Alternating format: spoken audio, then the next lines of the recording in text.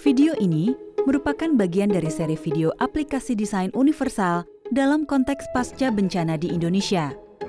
Video ketiga dari seri ini akan membahas implementasi umum desain universal pada bangunan, khususnya pada akses dan sirkulasi bangunan. Pernahkah Anda merasa tidak nyaman ketika sedang beraktivitas di dalam suatu bangunan? Contohnya, Anda mungkin pernah merasa kesulitan untuk menemukan mobil Anda di dalam gedung parkir dengan penerangan yang kurang memadai, atau mungkin Anda pernah berbelanja dan perlu melewati koridor dalam sebuah pasar swalayan yang sempit dan tidak mencukupi untuk kursi roda yang Anda gunakan?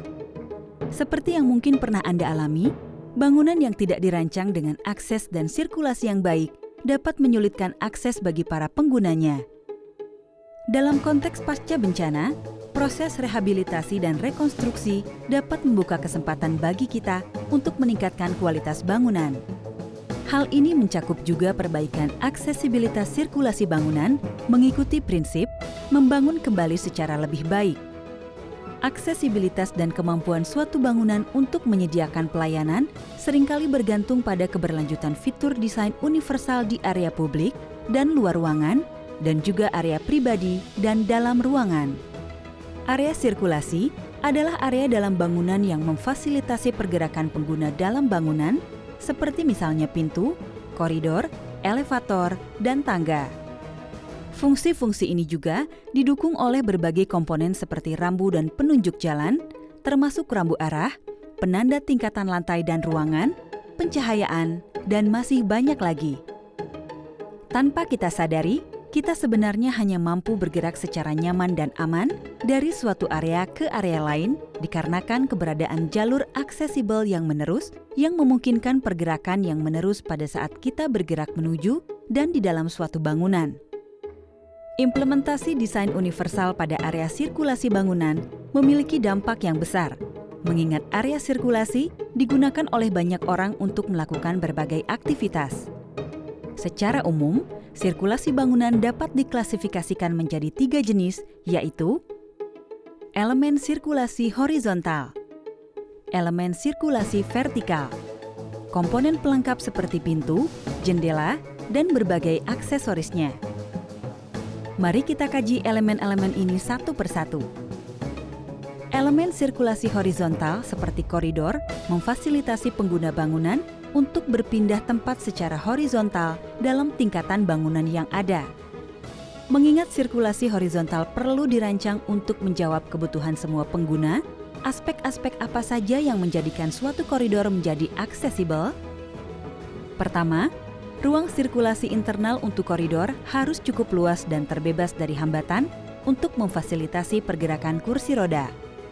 Kedua, perbedaan ketinggian pada permukaan lantai harus dihindari bila mana memungkinkan, mengingat hal tersebut dapat menghambat pengguna tongkat penopang, kursi roda, atau alat bantu gerak lainnya dan menimbulkan resiko tersandung yang seharusnya dapat dihindari. Selain itu, permukaan lantai harus dilapisi material yang tahan lama, tidak licin, dan tidak menyilaukan.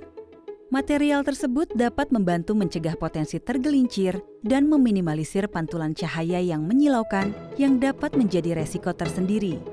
Selanjutnya, kita beralih ke komponen yang lebih kecil namun sama pentingnya dalam menciptakan sirkulasi bangunan, yaitu pintu dan bukaan.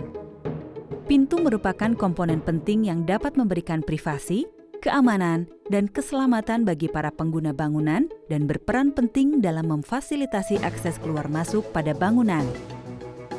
Pintu yang dirancang secara kurang memadai berpotensi dapat menjadi hambatan bagi pengguna bangunan. Berikut sejumlah aspek yang harus dipertimbangkan pada desain pintu dan bukaan jendela.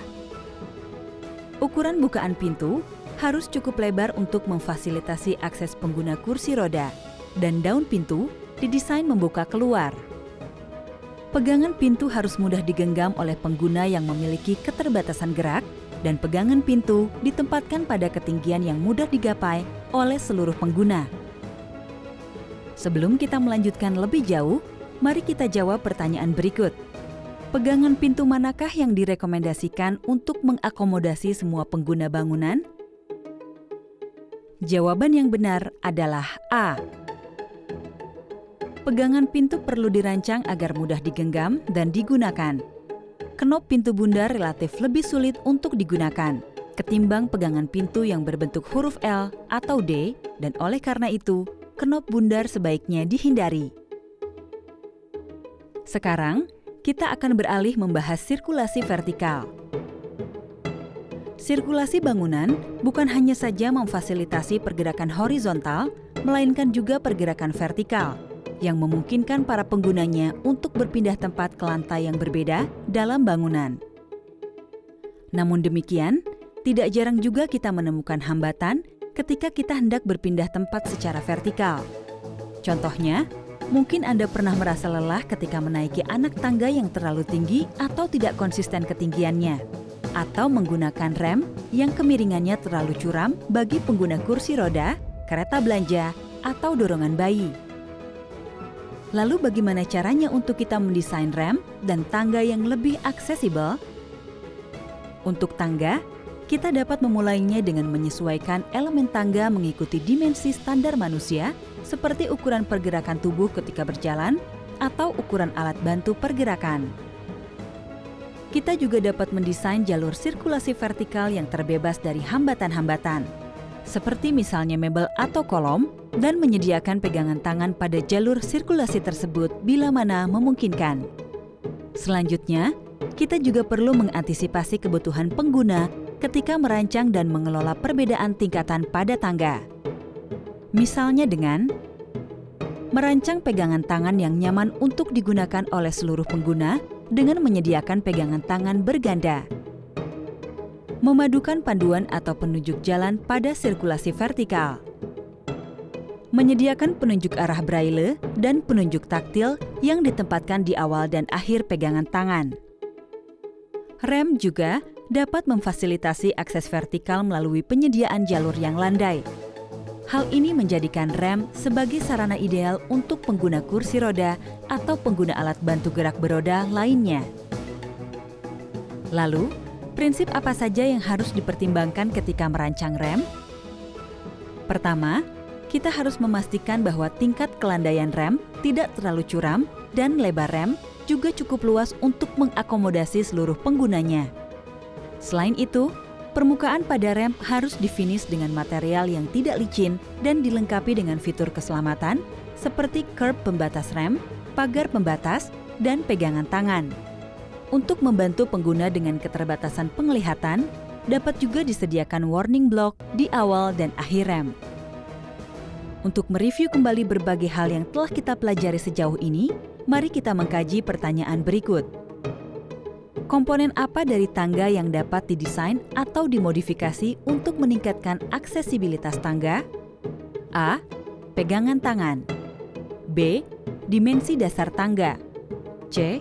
Tapak, anak tangga, dan aksesori nosing. D. Semua elemen yang disebutkan. Jawaban yang benar adalah D. Semua elemen yang disebutkan. Dimensi tangga beserta seluruh elemennya, pegangan tangan, tapak, ketinggian anak tangga, dan permukaan anak tangga, semuanya dapat berkontribusi untuk menciptakan tangga yang aksesibel. Para perancang bangunan sepatutnya menggali bagaimana caranya meningkatkan aksesibilitas tangga. Sejauh ini, kita telah memahami elemen yang dapat memperkuat aksesibilitas dari sirkulasi bangunan. Sekarang, kita akan membahas komponen sirkulasi yang berperan penting dalam menjaga keselamatan para pengguna bangunan. Elemen tersebut adalah ketersediaan dan lokasi dari pintu keluar darurat dan juga sistem peringatan keselamatan seperti alarm asap dan kebakaran. Secara umum, area sirkulasi harus dilengkapi dengan alarm penanda bahaya yang dapat memberikan peringatan baik secara visual maupun melalui suara. Peta bangunan dan evakuasi darurat harus diletakkan di lokasi strategi sepanjang bangunan untuk memberikan informasi rute tercepat dan paling aman untuk melakukan evakuasi dalam situasi darurat. Terakhir, jalur mengarahkan kita ke pintu keluar darurat harus dapat diakses secara langsung, leluasa, dan menerus untuk mengevakuasi bangunan dalam situasi darurat. Anda sebaiknya memastikan persyaratan jarak maksimal antara satu dengan pintu darurat lainnya untuk diadakan dalam suatu bangunan. Salah satu poin kunci dari video ini adalah bahwa sirkulasi bangunan berperan penting dalam menciptakan aksesibilitas pada bangunan, dan hanya jika elemen-elemen sirkulasi diimplementasikan secara terintegrasi dan terbebas dari hambatan, maka barulah jalur pergerakan aksesibel yang menerus dapat terbentuk.